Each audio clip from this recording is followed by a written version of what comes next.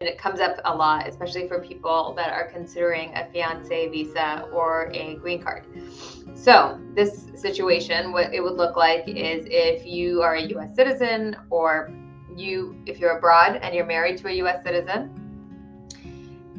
one person, the foreign national, is abroad. The U.S. citizen lives here in the U.S. and they're thinking about how best and what's the fastest way to bring that person that is abroad into the U.S.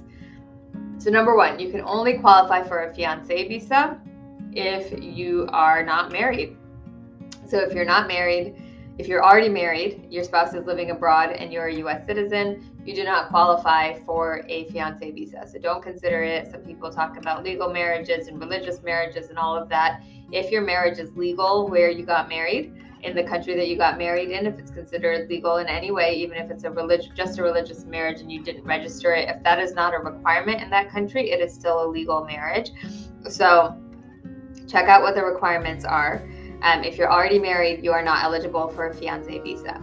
Number two, in my opinion, I would always go with the marriage green card over the fiancé visa, because this is my reasoning. It takes about the same amount of time. If you apply for a fiancé visa and you receive that fiancé visa and you come in, then you're applying for a green card after your spouse enters the U.S. If the fiancé visa and the marriage-based green card timing is basically about the same, I would much rather just have a green card when I enter, right? So you might as well think about getting married and then applying for a green card. So if you are married to somebody abroad and you're sponsoring them for a marriage-based green card, the thing to remember is to make sure you have as much evidence as possible on good faith marriage. So you want to show that you got married not just for immigration purposes, but it's a real marriage, that you've had a relationship with this person, and show whatever proof that you can. It could be joint travel. It could be just the fact that you traveled to go and visit them for a couple of weeks.